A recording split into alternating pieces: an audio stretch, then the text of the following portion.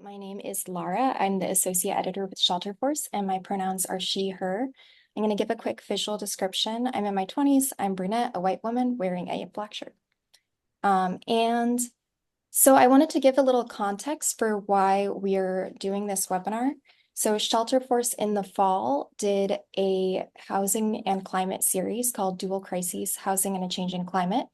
We covered a range of topics about the climate crisis and housing crossover, which includes things like extreme heat, what makes affordable housing green, folks who are relocating communities away from the coasts in response to climate change, our response to wildfires, and a lot more.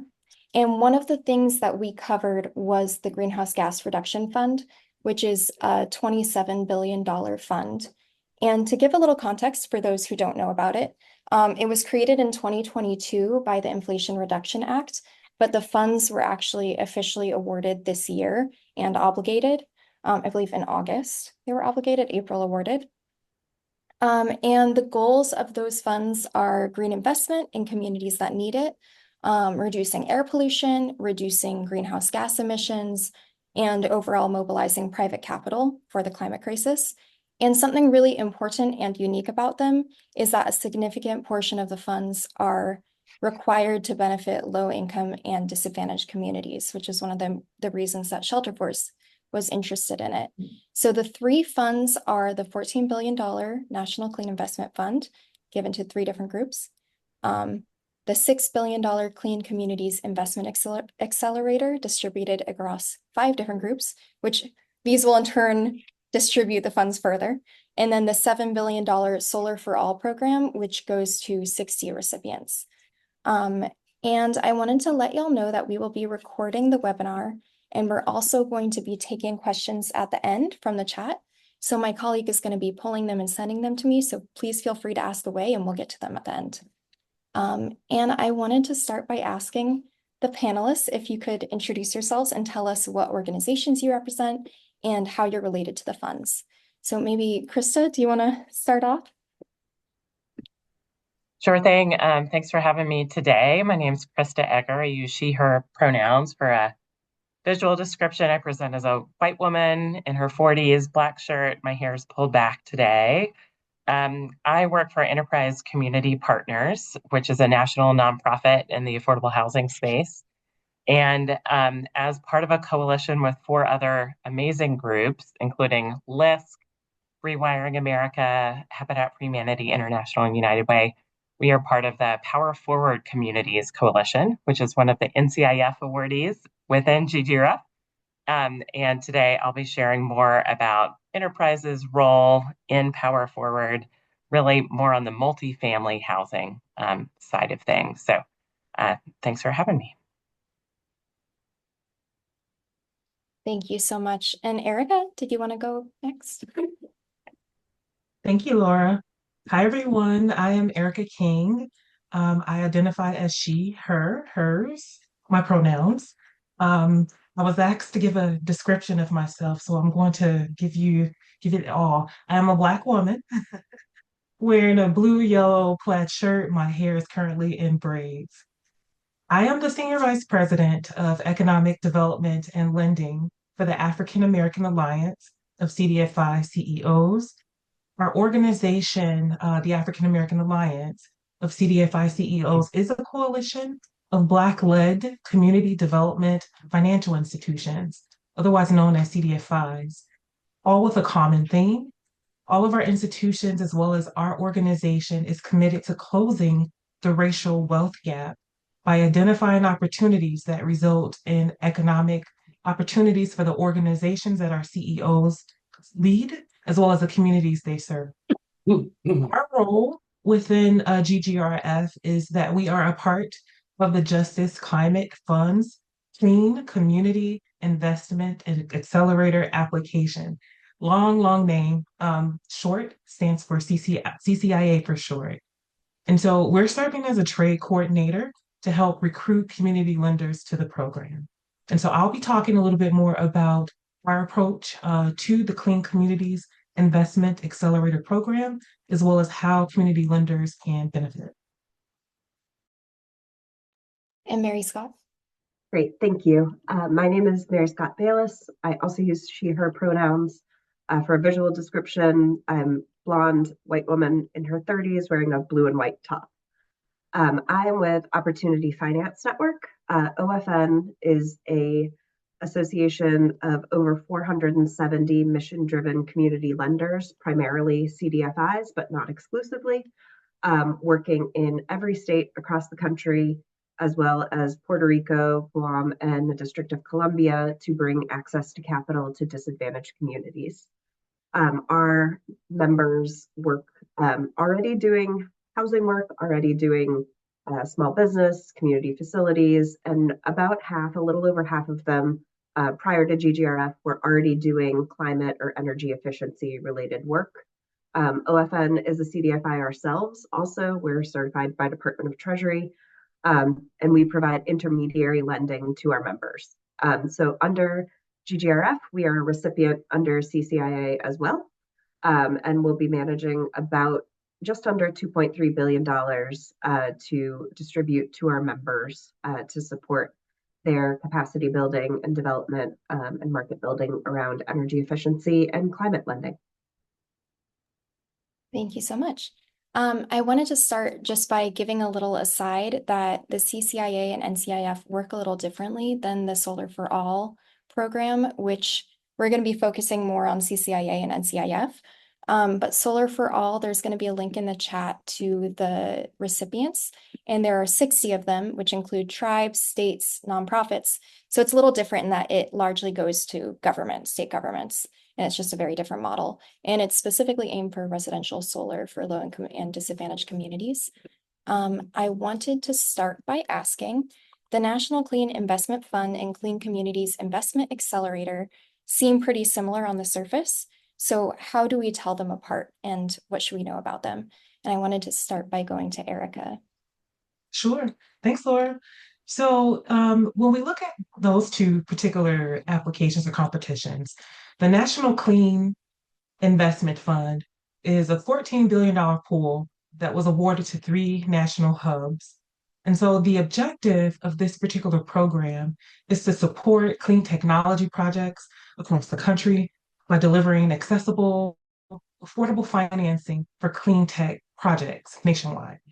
And so when we look at the differences, one of the key differences is the funding flow and the funding type. And so for NCIF, this program offers primarily low-cost loans to private sector investors, developers, community organizations, and other groups to help deploy projects and mobilize private capital at scale. So think of NCIF as project-based funding.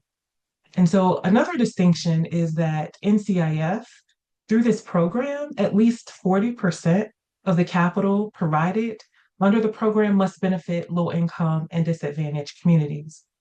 Now, on the other side, when we talk about the Clean Communities Investment Accelerator, or CCIA for short, this is a $6 billion pool of funding that was awarded to 5 national hubs, ourselves included, the Justice Climate Fund, as well as OFN that you heard earlier, and others. And so the objective of the Clean Communities Investment Accelerator is to provide funding and technical assistance directly to community lenders in low income and disadvantaged communities. And this helps provide these intermediaries with pathways to deploy projects in communities that need it most, that are most vulnerable to the effects of climate change, while also helping to build the capacity of these community lenders so that they're able to continue to finance projects of these types in perpetuity. And so the way that the funding flows under CCIA, or Clean Communities Investment Accelerator, is that the national awardees will provide capitalization funding to community lenders. And so that capitalization funding can be up to $10 million per community lender. In addition to the capitalization funding, they're also able to provide development and technical assistance funding up to $1 million to that community lender. In addition, they'll be providing education and training to help those lenders build their capacity to deploy distributed energy and other clean technology resources that help to achieve net zero buildings, or to achieve zero emissions in transportation and other projects where it's needed the most. And so the thing that makes this application different from NCIF is that 100% of the funding must benefit low income and disadvantaged communities. So think of NCIF as project-based to support projects directly, and then CCIA is supporting community lenders with the capital who will then support projects and community. Thank you so much. Krista, you had a slide that I am going to share. Let me share. Sorry, it's going to take me 1 second. Here we go. And, oh, let me get it zoomed in. All right. Yeah, that's great. Thanks, Laura. This slide is a visual representation of many of the things that Erica just shared. So just another way of understanding some of the differences between the three programs. Laura, there is a subtitles box blocking some of the NCIF information.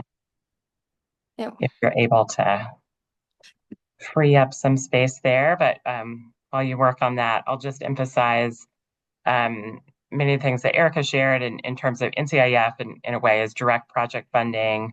CCIA, you could consider almost as intermediary funding to support market building activities, and then Solar for All, separate from the states, tribes, and coalitions of nonprofits that are deploying that funding. In addition to those differences and what Erica shared, I'll call out some of what you can see here in the eligible uses box at the bottom row of these three columns.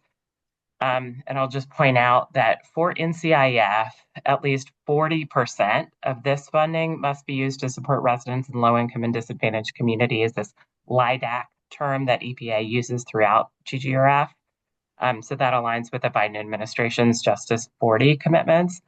While with CCIA, 100% of the funds must be used in LIDAC communities. So both of the initiatives certainly are supporting affordable communities, but doing it in slightly different ways. And of course, all of the awarded coalitions are putting their own spin on this as well. So with this slide, you can see the coalitions that have been awarded for NCIF and CCIA.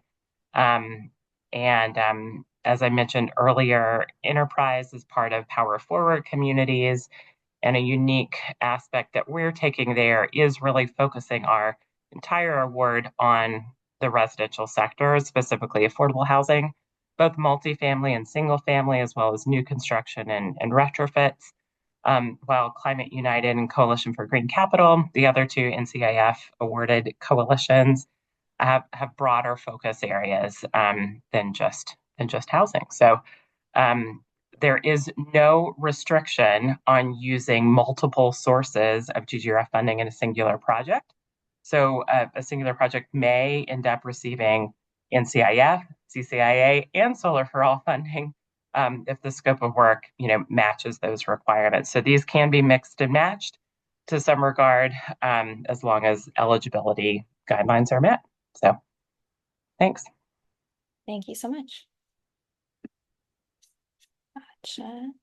Exit out of this real fast. Right. So I wanted to ask, so as we were talking about, all three of our panelists here represent organizations that have been either awarded funds or part of coalitions that were awarded funds. So what should folks here know about your timeline for distribution and how the rollout is going? I wanted to start with Mary Scott. Yeah, sure. Thank you. So like you mentioned earlier, Laura, the funds were just obligated or awarded officially in August and obligated. and it takes some time to, iron out all of the terms and conditions and things like that. So one of the biggest things I want to say is you've probably been hearing about GGRF for more than 2 years now, but funds are just beginning to start to flow. From OFM's perspective, I can talk a little about our timeline specifically. We opened a pilot round of applications for funding for our members about a month ago now, a little bit more than a month ago. It was right before our annual conference in October. And for that round, we are specifically looking to do a smaller cohort of awardees, probably around 10 or 15. And we are concentrating on OFN members in good standing who have participated in our pipeline request when we were putting our application together, and have some experience working on climate or energy efficiency related projects. And we're looking to use this small group as a pilot round to help both OFN learn how to, administer the program, how to comply with all of EPA's existing reporting requirements and other pieces, how to set up our own transparency and community engagement and other pieces that we want in place from our perspective, and work with our members to really learn from them what do they need to be able to use this brand new program. So we have that application period for that pilot round. We are anticipating making those awards within the next probably early 2025, and then opening subsequent rounds. We are likely to do multiple rounds every year over the 6-year life of the program, and I can talk a little bit more later on about how we're approaching that and different categories we're using and things like that. But we are going to there will be multiple rounds. Nobody is late to the game at this point. I think every organization is just starting to get going. But we are going to do a full round sometime in Q1 of next year. And then in conjunction with that, we are also launching our nascent lender, climate lender training program early next year as well, which I can talk about a little bit more later on as well. So both rolling out our technical assistance and training and getting the program up and running. I think a brand new program for EPA to set up, a brand new program for each of the grantees to administer and to our members. These things take a little time, and we want to be sure that we're doing this right, that we're doing it right by EPA's requirements and, with congressional oversight and things like that, but also doing right by our members and the communities they serve. Definitely. Krista, did you want to share how enterprise is moving? Definitely. Same principles about timeline that Mary Scott shared for OFN apply to Power Forward communities as well. We're in the stage of operationalizing our program design so we can roll out RFQs soon to secure technical assistance providers that can help in our market building work. And we're finalizing our term sheets for our capital products. We will both have financial assistance via loans as well as pre-development grants available. And the intake forms for accessing those will go live in first quarter in January. So we're working throughout all of the details now to ensure that when we officially launch, there won't be any information that we have to correct or roll back, but it'll be full steam ahead. So y'all can look forward to updates for the Power Forward Communities website in January to include both the intake form for evaluating properties and portfolios for potential financial assistance, as well as for more information about where our market building activities will be launching first. If you go to the Power Forward Communities website today, you can sign up to be on the email list so you get a notification as soon as our work is updated. And similar to what Mary Scott shared, we are not at Power Forward setting up our program to just be a first come, first serve. We know that there are many valuable projects to engage with that won't necessarily be ready right out of the gate. And that's what we're really looking forward to leaning into the impact of Power Forward communities through in terms of assisting projects and organizations that need the extra time and assistance to be able to engage in this decarbonization work. So we'll have certain tranches of funding and technical assistance open and available throughout the 7-year period of performance, if not longer than 7 years. So we're hopeful that this will be a long-term program for us. Erica, did you want to talk a little bit about Justice Climate Fund?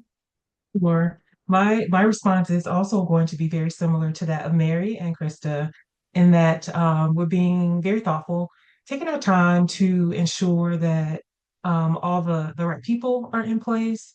JCF is the Justice Climate Fund is a newer nonprofit organization that organized around GGRF. And so building out the team, while Justice Climate Fund plans to open its application sometime during the first quarter of 2025. But keep in mind that the program funds community lenders who will then fund community projects. So funds will reach those lenders at some point in 2025, but it's likely that we won't begin to see an infiltration of capital into community until about Q3 2025. And so for those folks that are representing community organizations or may have projects, I would say it's also important to research the CDFIs that may be near you. And so you can do this by going to the CDFI fund, and you can simply search your area, and it will populate a list of all the CDFIs that are near you. But in addition to that, I would also advise folks to follow the Justice Climate Fund's application so that you can receive announcements on news that is being published, so that you can also be abreast to when the application opens, and if there's publication about lenders that are receiving that funding as well, that will be the best place to go for that information. So similarly, it's in process. The applications hope to open soon, within the next quarter. And so we're excited about that and more to come. One thing Krista just mentioned is that NCIF is a 7-year program. I also want to highlight that CCIA is a 6-year program. So there is time. Justice Climate Fund also plans to introduce funding in waves, so that it allows opportunity for lenders at whatever stage they are to get prepared for the funding ahead. So there is time.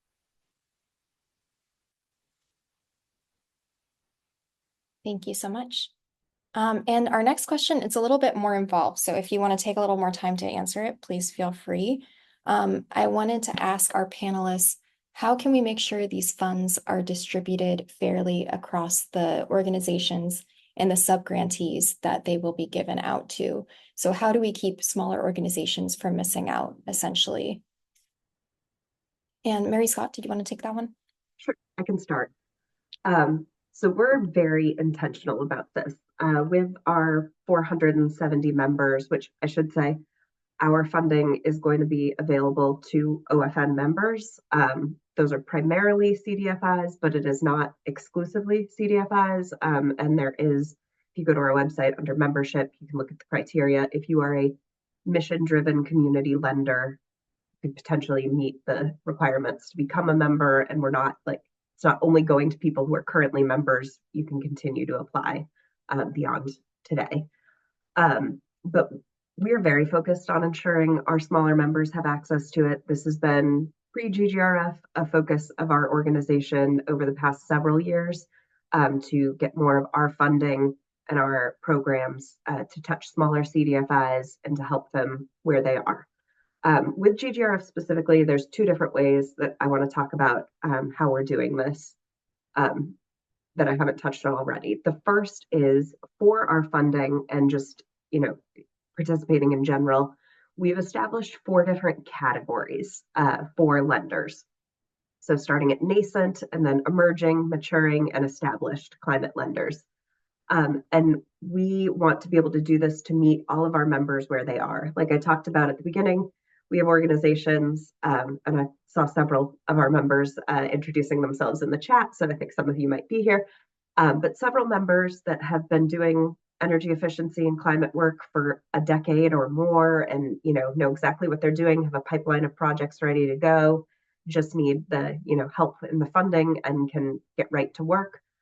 We have other members who have never touched anything related to this, are interested in it, but have never underwritten a project with solar panels on it or anything else. And, in between there. So we want to be able to meet each of those members where they are, and then be able to provide them what they need at that point. So if you come in as a nascent climate lender, you're not eligible right off the bat to receive grant funding. You're eligible to go into our nascent climate lender training, and you have to go through that training before you're eligible to take grant dollars on.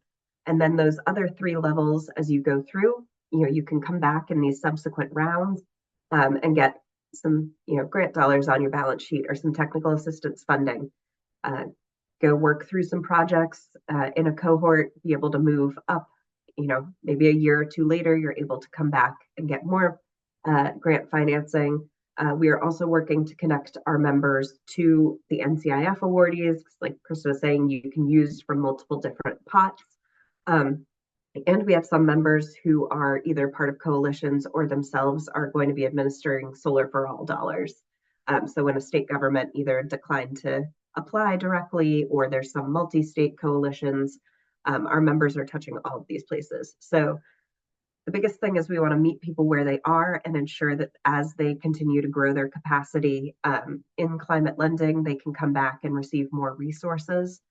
The second piece, and this is related to the nascent climate lender training. So you're a very small CDFI, maybe you have 2 employees or 3 employees or something like that.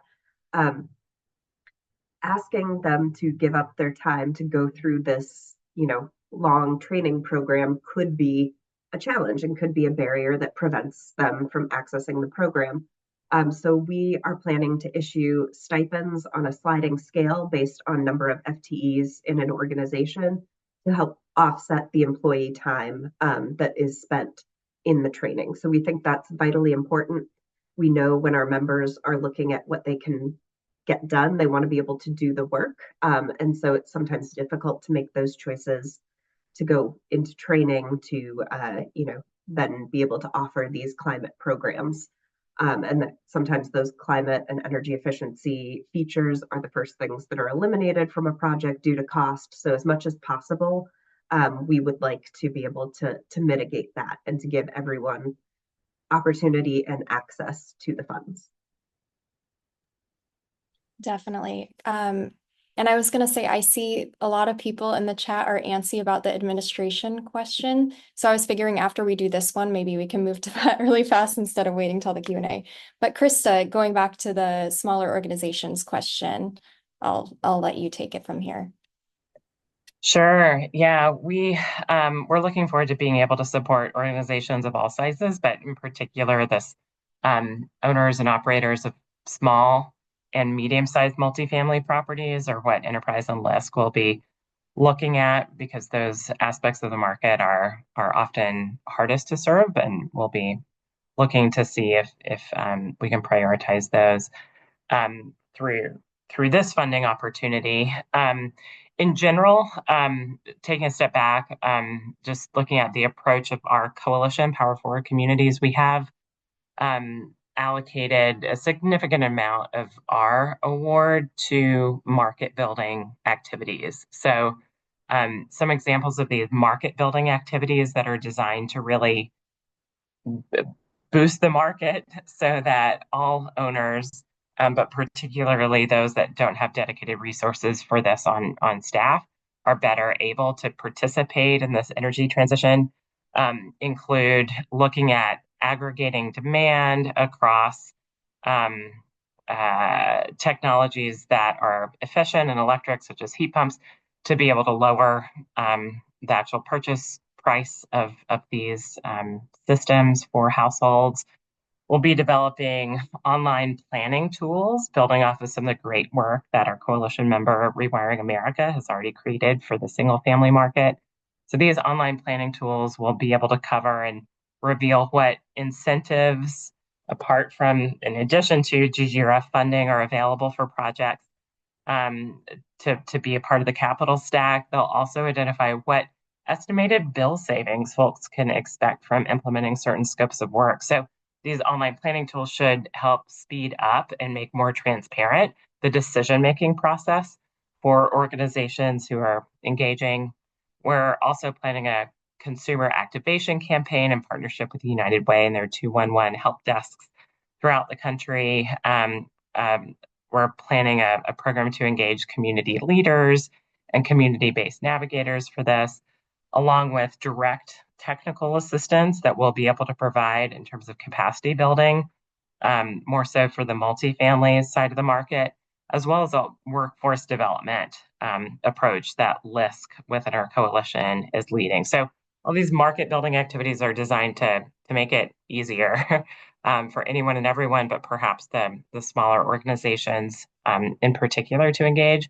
And that's in addition to the financial assistance that we'll have available both on the single family and the multifamily side. So this technical assistance and outreach and support of community-based organizations is one thing that's a high priority of ours.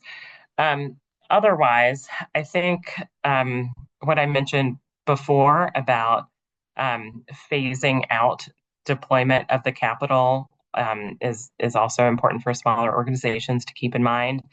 And if you are representing a smaller organization today and you're on this call and you're thinking about what can I do to get ready, to really position myself to be eligible to access GRF funding or in particular NCIF funding, I think some of the things that you can already do today and start phasing in this work over time so it's less of a burden at one particular point in time is start prioritizing which properties within your portfolios are the best candidates for moving to zero emissions.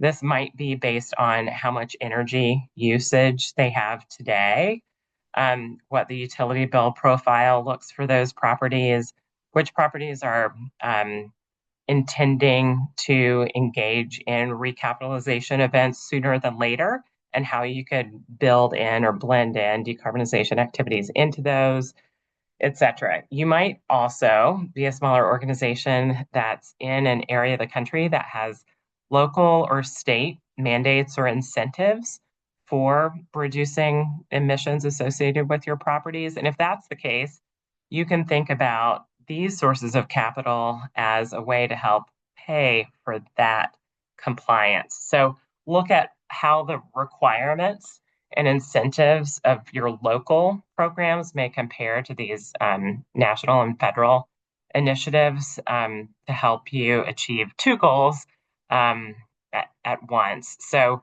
we're really viewing our job in terms of Enterprise's role within PFC is assisting the multifamily affordable housing sector in particular to be eligible for these funds.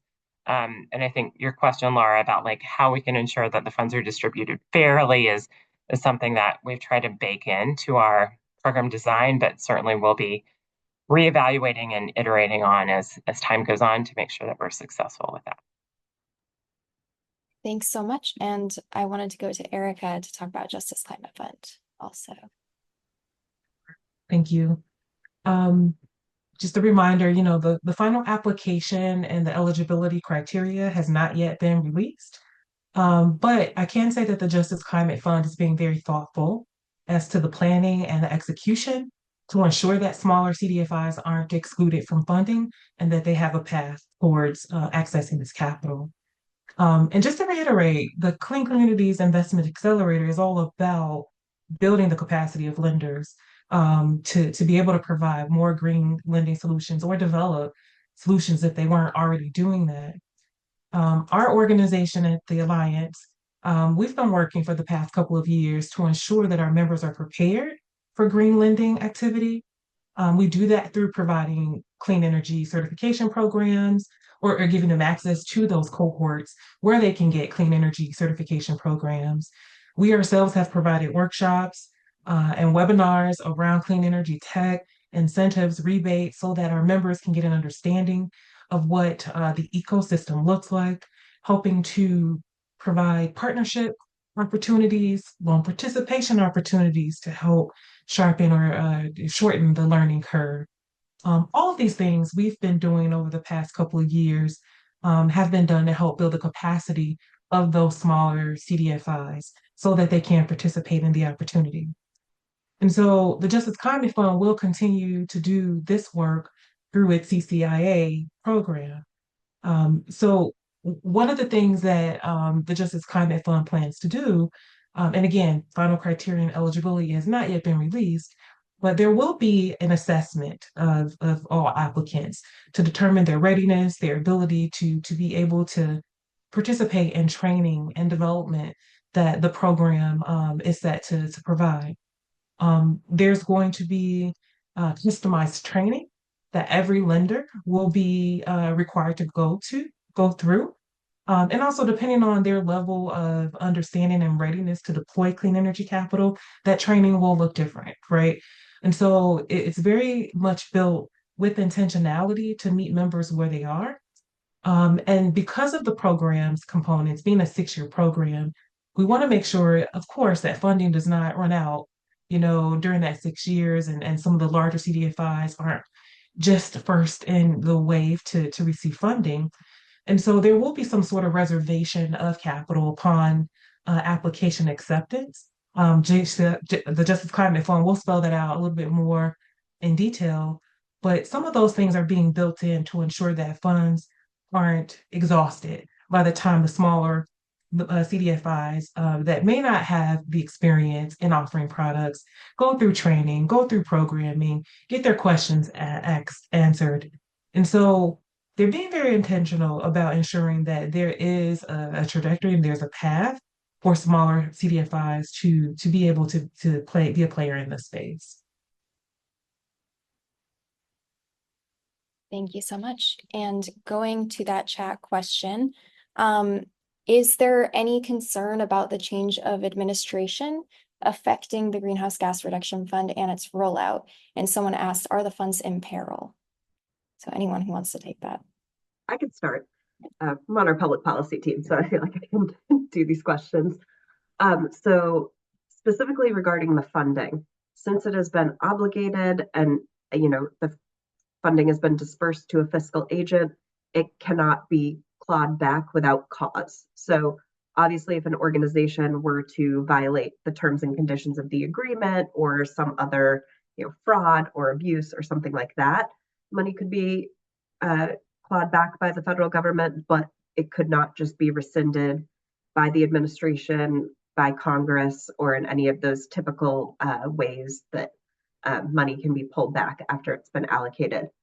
There are other parts of the Inflation Reduction Act that I think are potentially more at risk, or some of the tax incentives that may not be continued, or things like that. But GGRF specifically, I think the funding is legally obligated and cannot just be rescinded. There could be challenges depending on how EPA decides to administer the program moving forward. But again, we have our terms and conditions and we all signed our contracts. So everything by both the federal government side and the awardees has to be in line with those legal documents. Anyone else want to interject or? I'll just add that our funding is under the same parameters as Mary Scott just described for OFN and CCIA. And we are just I can reiterate that we signed a 7-year contract with EPA in August, and we are really excited to fulfill the responsibilities within that contract. We understand that regardless of administration, Americans need efficient solutions to preserve affordable housing, lower energy bills, create good paying jobs. And we're hoping that we'll be able to deliver those types of results expediently with this program. Yeah, and I'll just add, I think there are, yes, it was a bill that passed under a reconciliation bill with no Republican support, but there are some concepts of reducing energy burden for homeowners or for small businesses or others that I do believe will have universal support.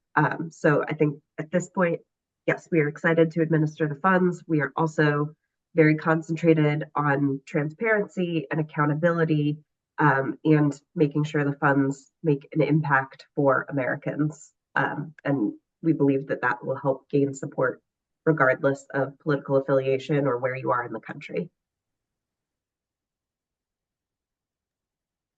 Thank you so much. And going back to scheduled programming, but I'm really glad we answered that because it's an important question and on everyone's minds. So going back to these funds, a lot of them are earmarked for low income and disadvantaged communities, which is sort of defined as a combo of communities with certain environmental and socioeconomic challenges, along with low income folks. So how can we make sure they really achieve that and that they do what they're supposed to for these communities that really need them? Erica, would you like to start? Sure. Yeah, I'll start, kick us off with that. So the benefits are kind of fundamentally built into CCIA, because 100% of the funding has to benefit low income and disadvantaged communities. So it says that on paper. How do we ensure that in a practical way, right? I think it's all about empowering communities and those institutions that are within those communities to serve it. And so we want to ensure that we're educating community on the benefits of clean energy technology. Also, we want to educate on the opportunity cost of doing nothing, right? What does that mean for being excluded from this market? What does this mean for everyone else that may have transitioned? What does it mean in terms of what the energy burden might be, for those that are still left on the grid or are still left using dirty energy, right? And so we really need to uplift that in communities so that there's buy-in. It's one thing to come into a community to say, this is what you need and why, versus showing and demonstrating and explaining. So perhaps having community centers be a model for the benefits of clean technology. I think those things are important. And I think that it's going to take community organizations to uplift that. There is a lot of infrastructure building that needs to occur in community to ensure that they are really benefiting from GGRF, right? The incentives are great that IRA presents. GGRF in itself, being able to have access to low cost capital. But if the infrastructure isn't built in such a way that can receive new technology, then we're doing it, ourselves a disservice. And we're not necessarily positioning communities to be able to truly benefit from the opportunity. So we need to think about what infrastructure needs to be put in place in order to make ready for the new technology. And many like that communities or low income and disadvantaged communities have a lot of work. And so are we looking at policies? Are we looking at additional funding and other opportunities that help to build up that infrastructure so that GGRF can really do what it intends to do? We also want to ensure that there's workforce, right, within community to be able to support those projects.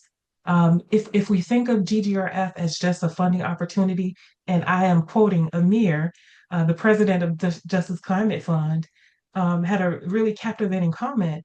If we look at GGRF as just providing funding, we're truly missing the essence of what the program potentially the impact that the program can potentially have. There's workforce opportunity impact. And if we don't allow that to be developed within community, then we're missing out on that opportunity. There's new markets, right, for community to be able to take advantage of. And if we're not looking at ways in which we can address that and help to build those new market opportunities, create a new set of small businesses within those communities that can be an installer or that can be a vendor of some of the clean technology products, then we're missing out on that opportunity as well. And so if we focus on the entire ecosystem and building that up, then we can truly ensure that low income and disadvantaged communities benefit from GGRF as well as IRA. Thank you so much. And Krista, did you want to talk a little bit about distinction between CCIA and NCIF? Yeah, for sure. I think, the question about how these funds can benefit low-income and disadvantaged communities, as defined by EPA, is part of the reason that Enterprise and all of our coalition members signed up to create Power Forward Communities. This is the demographic that our organization serve day in and day out and have for decades. We mentioned earlier that 100% of the CCIA funds must go towards LIDAC communities, while at least 40% of the NCIF funds must.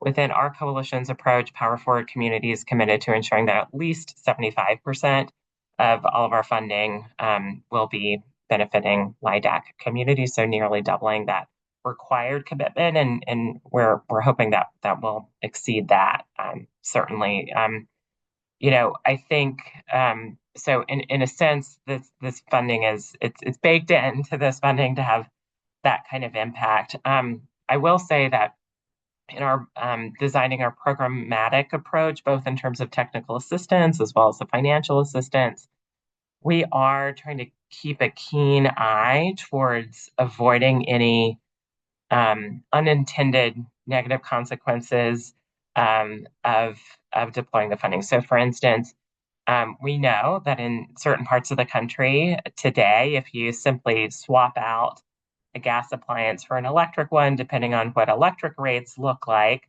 that will indicate, that will determine how your utility bills are at the end of the day. Could be higher, could be lower. We are not going to take a haphazard approach to that. We're going to take an intentional approach to ensuring that we're managing energy burdens throughout this work so that there aren't any inadvertent consequences in terms of higher bills when they could be managed with bigger investments in energy efficiency, for instance, in a property, in addition to the electrification and the clean energy work. So pairing those together, energy efficiency, electrification, and clean power, is really a strategy that we're leaning into heavily to ensure that families will benefit with lower bills at the end of the day. And if you couple that with the addition of electric vehicles, and you can see even greater savings. So this is certainly one of the aspects that we're looking forward to being able to pursue. Thank you so much. And Mary Scott, you have anything to add? Yeah, sure. So I think what Erica and Krista talked about are also things that we are looking at, but I want to highlight a couple other things here. Krista mentioned that the LIDAC focus is baked into these programs. I think it's also baked into all of our organizations and, mission-driven lenders, all of our members, things like that. If you're a CDFI, it's a part of your certification through Treasury that you have to have accountability to your target market and your community, and that includes representation. But I also think with CCIA in particular, it's even more baked in by the model where, yes, as a national organization, we initially received the funds, but 90% of that funding is flowing back out to our members, and those will be those on-the-ground community-based organizations. You have CDFIs that are able to know what their community needs. What does your energy market, your electrical rates look like? What are the, best resources for decarbonization there? So I think the distributed model itself helps to drive community outreach and engagement. We are requiring all of our applicants for funding to have an outreach and engagement plan for the community, to make sure that they're doing that. It's not just OFN doing outreach or putting out information, that the individual organizations are doing it. And then the other piece I wanted to mention, Erica talked about workforce training, and I think this is a huge place where we can make sure that the benefits are really flowing into a LIDAC community. All of these projects require contractors, installers, maintenance afterwards, a variety of positions. And we are also subject to Davis-Bacon and related acts, which means they have to be paying a prevailing wage. I think it is vitally important to make sure if you're sending this money into a community and you're going to be paying a prevailing wage, we should do everything possible to ensure those businesses and employees are also from the community. So I think that's something that we're looking at. Some of our members, not related to GGRF funding, just the work that they're already doing, are looking to build both this energy efficiency and small business ecosystem. So I'll use one example. One of our members located in Maine, so Coastal Enterprises or CEI, they have been looking at energy efficiency. And a lot of these programs, the first thing you need is a home energy audit. To be able to see where the gaps are, or for some of the tax incentives, you have to prove a certain improvement in efficiency. But there aren't enough people trained to do that, so they are partnering with an organization that's providing that training to get individuals the resources they need to, set up their home energy efficiency audit programs, and then when those individuals complete the training, CEI is able to provide them some working capital loans in order to get their business started. And then they also then have a list of contractors who they know have been trained properly, whose business plans they've looked at so that they know that those are going to be sustainable businesses that are around for the next several years that they can work with when they do want to go into a project and need to find someone. So that's one small example. Some of our members are looking at different ways of doing that work across the country, but I think those are the kind of models that we as the national entity are going to want to elevate and allow, our members to look at them, to be aware of them, to, facilitate peer learning, to see what would work in their community.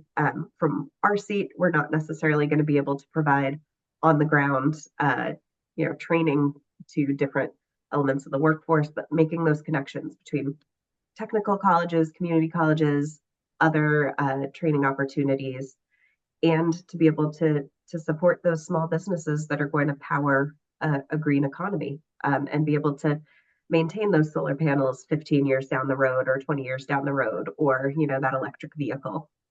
So I think that's an important piece of this as well. Definitely. Thank you so much. And our final question before we move into the Q&A with the audience is my personal favorite. Just kidding, but kind of not. These funds touch on a number of areas of the climate crisis. They cross over many different projects, many different communities. They're super ambitious. So for those here who have a housing interest, what's in the fund for affordable housing? And Krista, do you want to start? Yeah, I can start off with that one and just say Power for Communities is all in on affordable housing. Enterprise, LISC, Habitat for Humanity International, that's our bread and butter day in and day out. And in partnership with Rewiring and United Way, our organizations touch about 99% of the counties throughout the United States, primarily working in communities of affordable housing. So we're, consider in some ways GGRF to be a historic. It's known to be historic climate investment, but we're really trying to view it as a historic investment in affordable housing and how it can be leveraged to preserve and produce more efficient, healthy, resilient, high quality, affordable housing. So maybe we haven't spoken so much yet in this session about specific uses of funds from the NCAF perspective, at least, into projects. And as you can imagine, with the name Greenhouse Gas Reduction Fund, the primary goal of the funding is to reduce greenhouse gas emissions associated with different projects, while buildings, transportation, and clean power can be eligible uses of the funding. Our Power for Communities Coalition, as I've mentioned, is focusing on the affordable housing component. And one thing that I really appreciate about how NCAF was designed is that the funding can go towards elements that reduce emissions in a building, for instance, increasing, adding roof insulation or installing more efficient heat pumps, water heaters, stoves, windows and doors, etc. But what I especially appreciate is that it can be also pay for enabling upgrades that are necessary to make those things happen. So we know that there is a lot of deferred maintenance across the affordable housing stock. So with these funds, if, for instance, you're needing to open a wall throughout a renovation to install more insulation, and you discover that there are health and safety measures that need to be abated repair of those could be considered an enabling measure and a use of these funds to upgrade the home in that way. Similarly, if you are switching from one fuel type that's not electric to an electric source, funds are eligible to be used for upgrading the electric service to your property, which we know is such a large expense and often a barrier for affordable housers to do that type of work, but it can be covered here. So I'm really excited not only about the opportunity to reduce emissions through this fund, but to improve the health and safety and resilience and address some of those deferred maintenance issues as they relate to upgrades in housing that will meet the climate goals. So really looking forward to how this can come to fruition. Erica, did you want to chat a little bit about this too?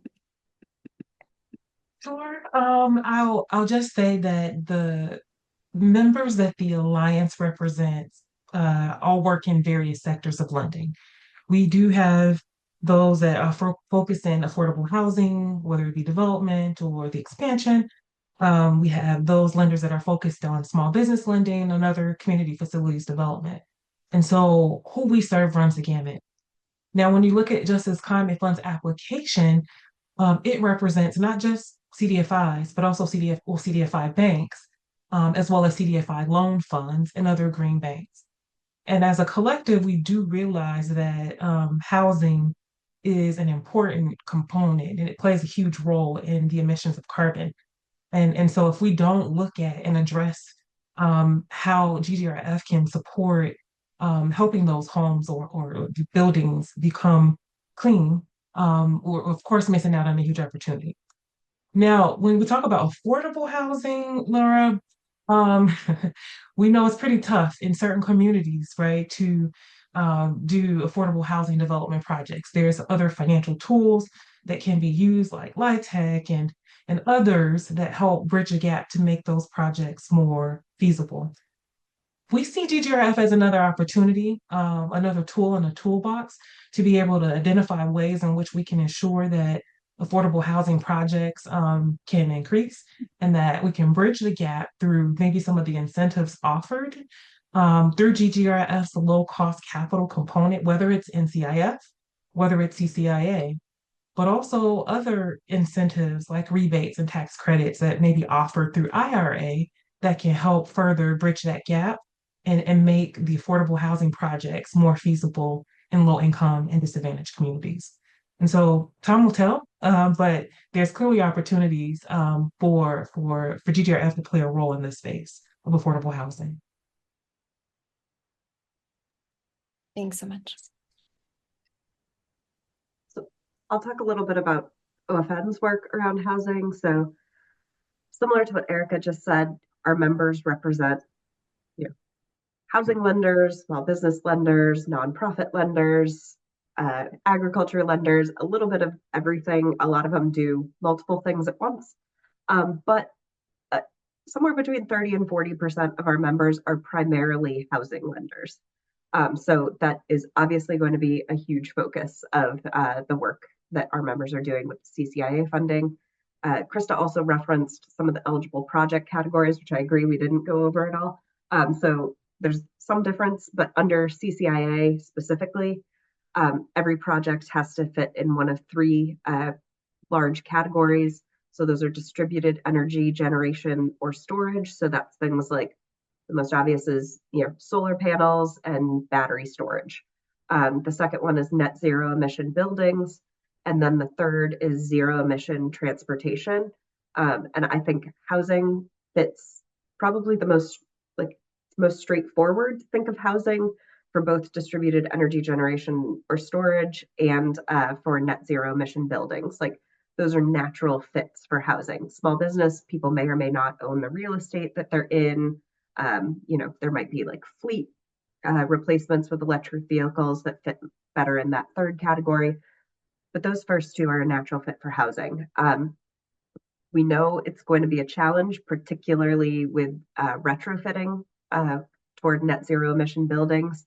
But I think that is something that we've spent a lot of time thinking about. it does not have to be one shot. You immediately get a building from, hasn't had any upgrades in 50 years to net zero emissions in one project. You just have to have a plan and show significant progress toward reaching that goal. So we are definitely focused on how to approach that in addition to new construction. I think residential installation of solar panels is going to be an obvious one under both Solar for All and all the other programs. So we have members that are working on multifamily housing, members that do single family home ownership, all pieces of the housing market. And I think those are, it's going to be a huge component of our program. And we think, as you're looking at your portfolio, it's likely going to be housing that is the first thing to pop to your mind. I think there are a lot of small business cases that maybe aren't quite as obvious, but I think those are going to be some of the first projects we see out the gate. Definitely.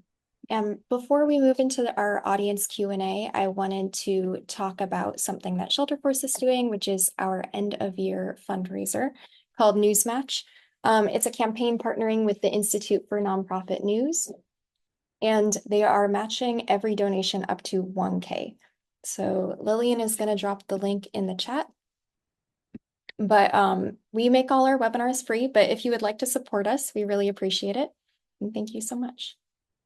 And then moving to audience Q&A, we have quite a lot of questions. So I am going to try to get through a few of them. We will start with, are all of the NCIF funds going to multifamily projects, or is that specifically what Power Forward Coalition Communities is focusing on? And are there other NCIF funds that will be focused on single family units? I could take that one, and I just put some info in the chat about that, including a link to the EPA site, which has an overview of all three of the NCIF coalition plans. And on similar pages, you can find information about the CCIA and Solar for All plans. But single family is certainly an eligible category for NCIF as long as all of the fine print is met. And Power Forward Communities will be focusing on single family as well as multifamily, new construction as well as retrofits. Enterprise's role is primarily multifamily, and so that's probably why that is coming through stronger from what I've shared so far. But certainly, all those classes of housing are relevant here.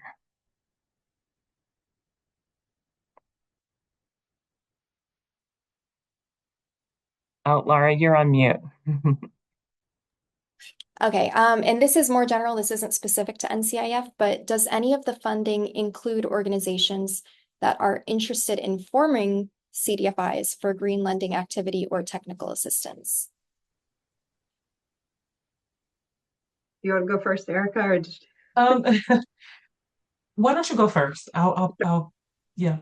So a couple things. I think first, none of the GGRF funding would necessarily be available to help you become a CDFI, but you do not have to already be a CDFI in order to access the funding. So like for our membership, I'm not going to go into specifics without details, and I'm also not on our membership team, so I would not defer to them.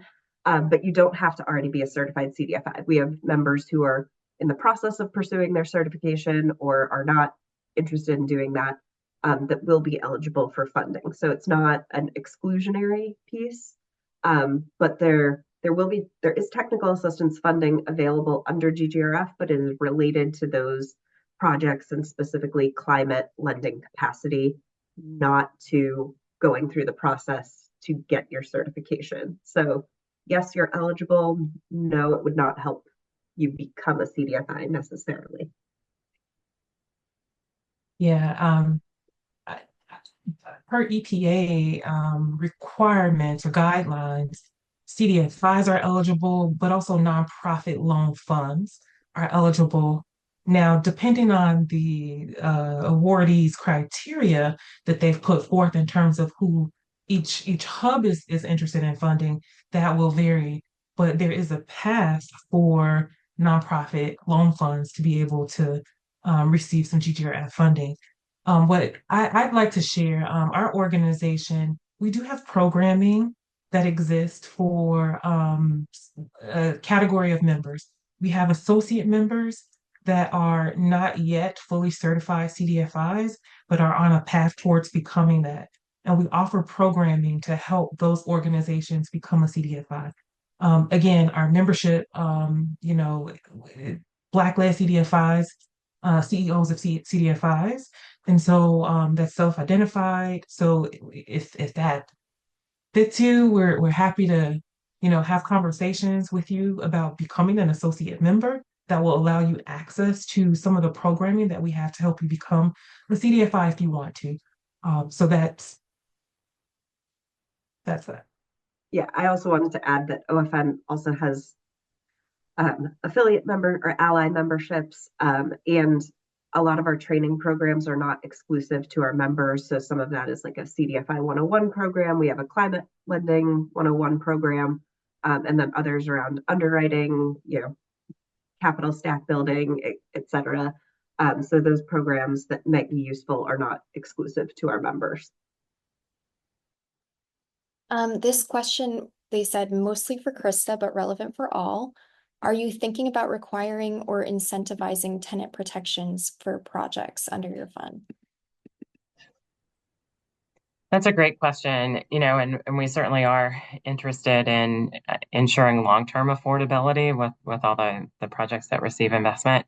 We'll be taking the approach of when we enter into a community with our market building activities, we'll be engaging with community members to really guide what type of benefits to associate with our market building and our financial assistance in those areas. So certainly, with the projects that we may be investing in that receive other subsidies for affordable housing, we're expecting there to be longer term covenants protecting affordability.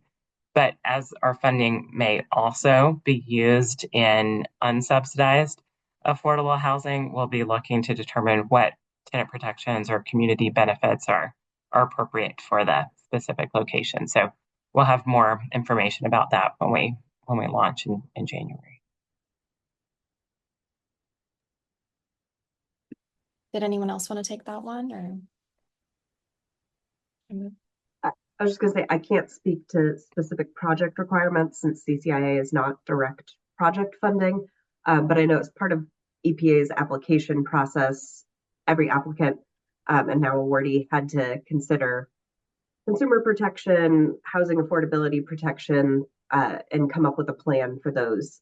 So it should be a focus of every awardee moving forward.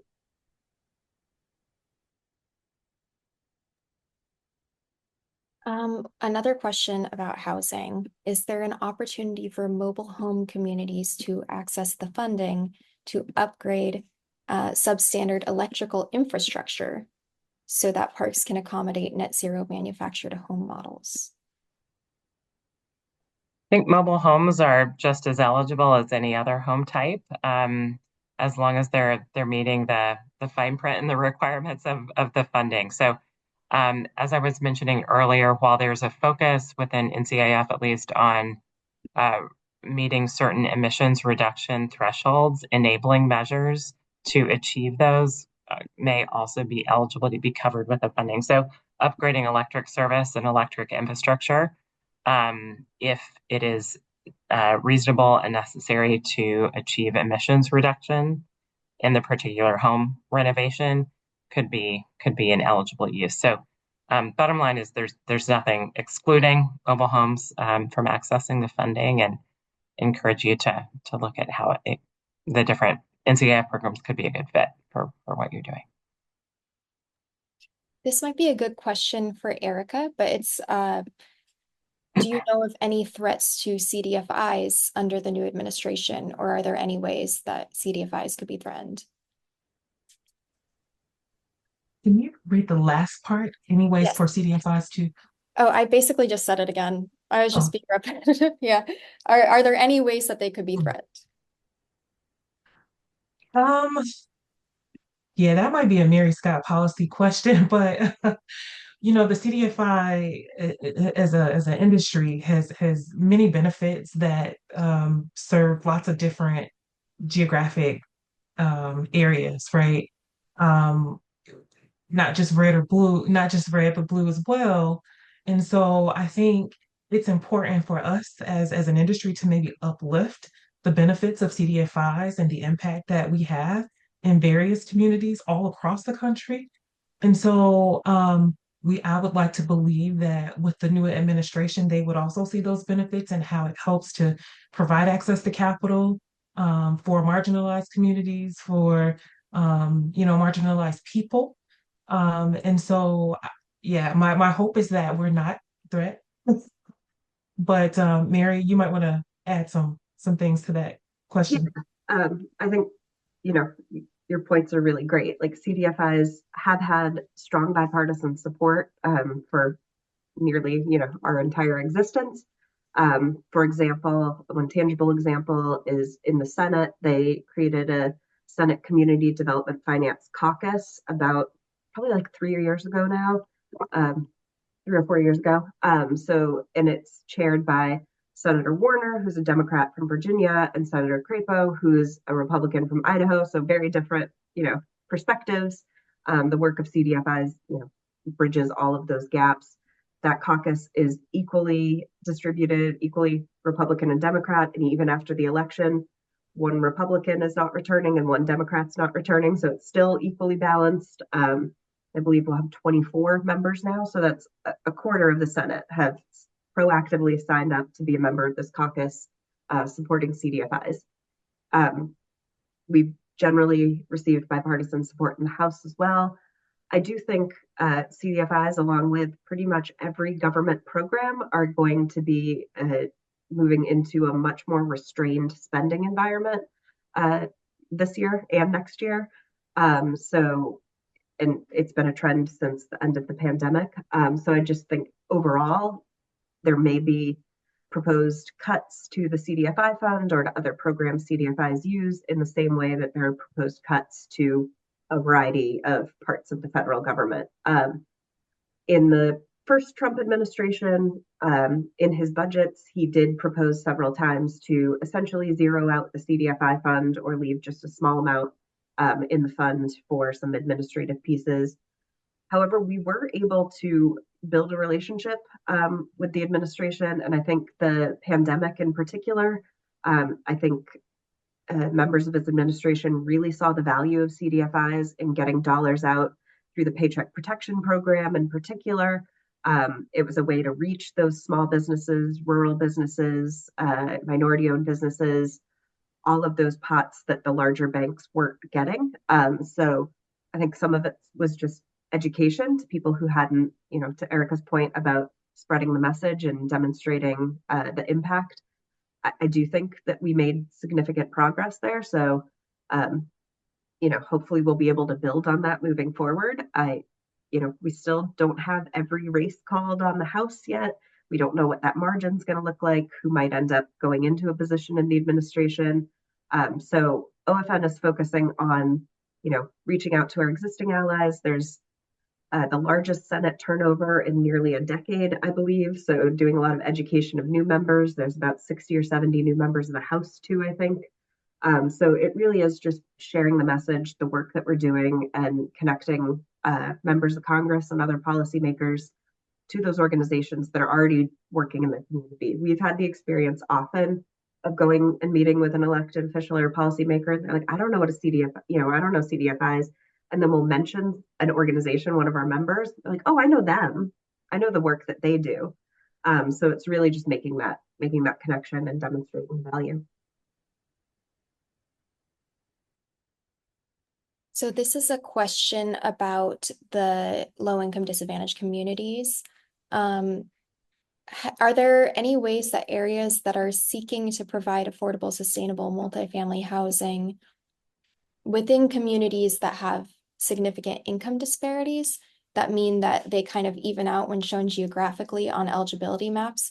Is there a way that opportunities can be extended to prove that community is disadvantaged and impacted, even if it's not shown in that map?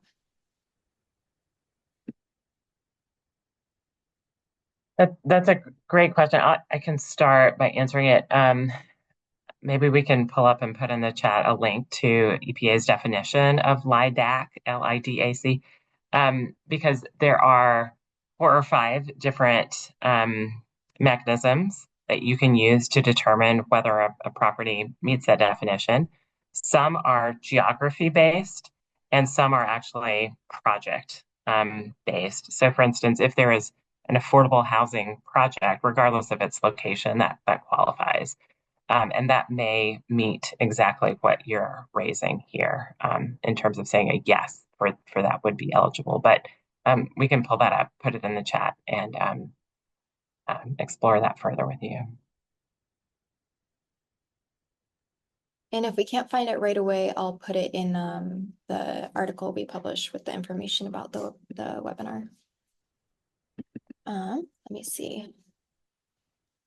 We addressed this a little bit, but if there's anything else to add about funding opportunities available for community-based organizations working on increasing energy efficiency in historically disadvantaged communities. I think my impression is there's a lot of opportunities there.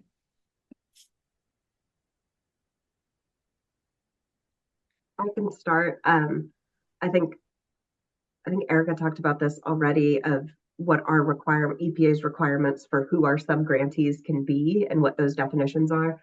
But if you're an organization doing work and you don't meet that definition, I think there are a couple different ways. First of all, partnerships with someone who does, an organization that does meet that definition.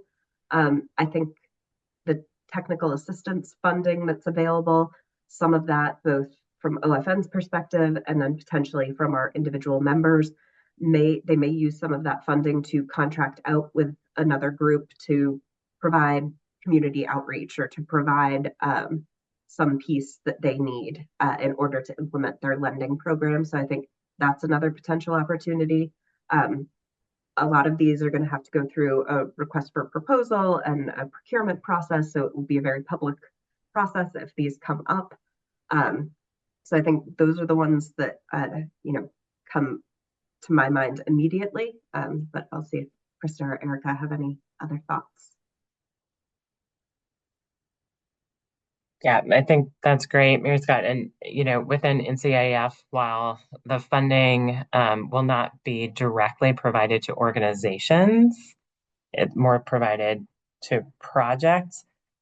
We do anticipate that most of the projects that we'll be financing are owned and managed by community-based organizations. So community-based organizations certainly can and should be, and we hope to be recipients of the market building activities, technical assistance.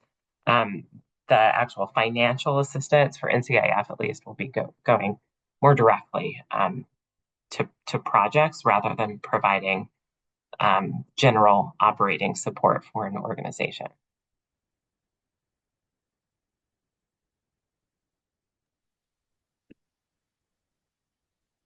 Erica, do you want to say something? I was gonna say exactly what Krista just said, the opportunity there if those community organizations have projects. So I wonder if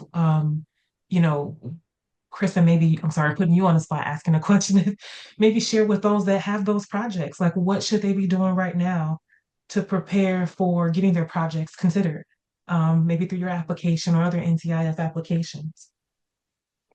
Yeah, absolutely. I mean, if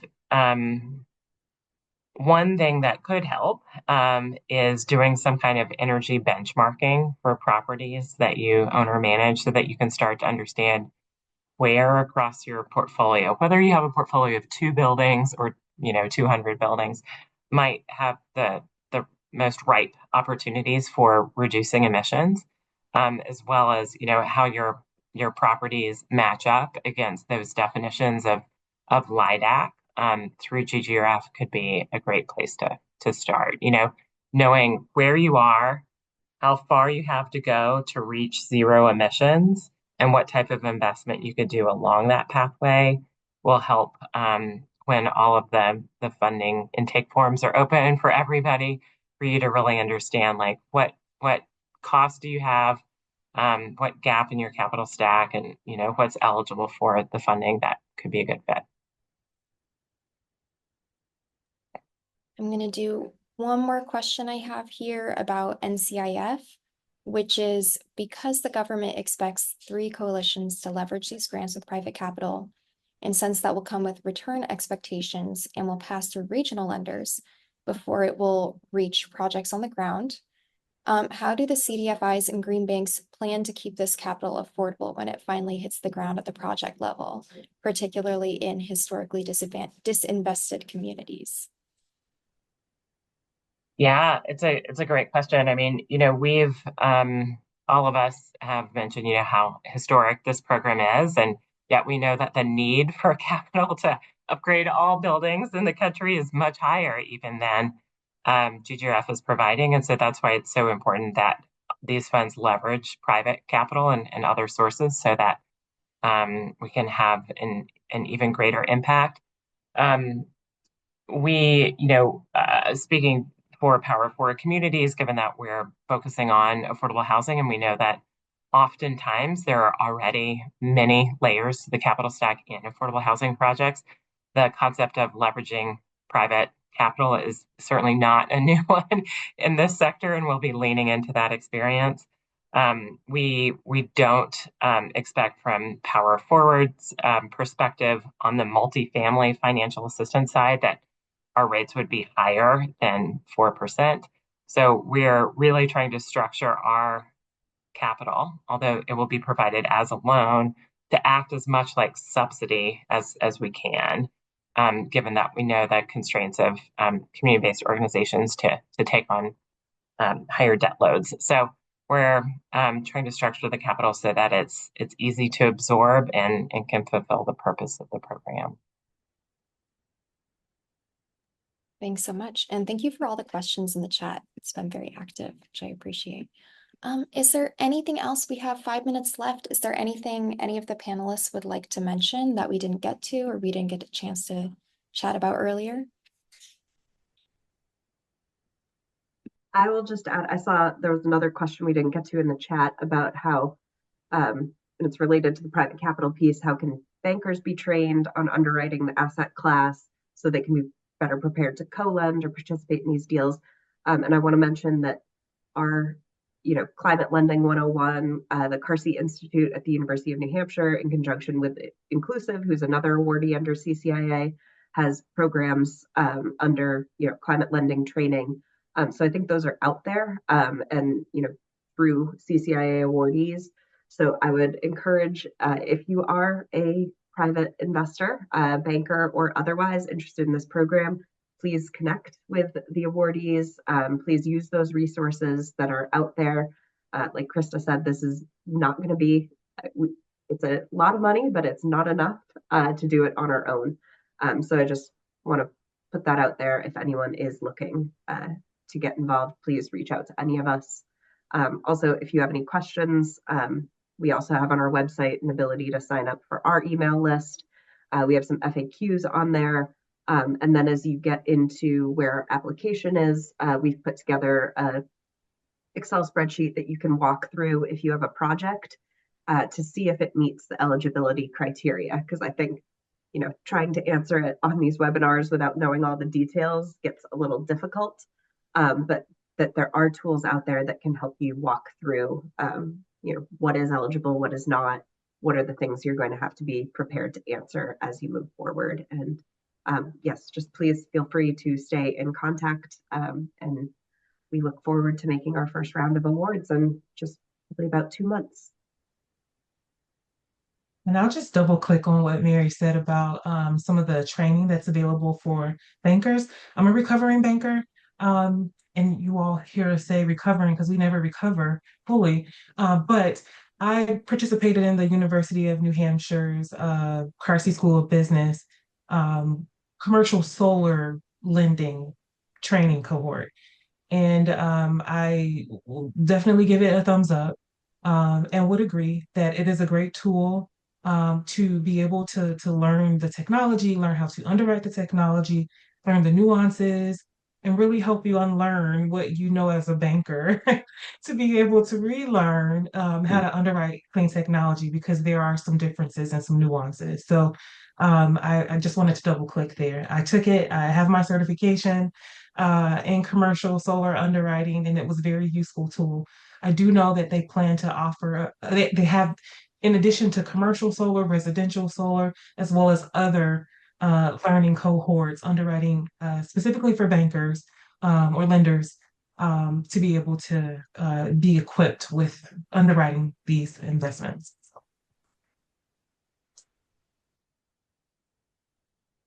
Yeah, So we can't wait. Okay. We can't wait to get started in January. So looking forward to working with some of you. Well, thank you so much for joining. This was very lovely and very informative. And that's going to be all for us today. But I also wanted to thank everyone for coming and for asking so many questions. Someone asked a copy of this. We will be posting the video and the slightly edited transcript, cleaned transcript. So keep an eye out. That will be on Shelterforce. Thanks so much, everybody.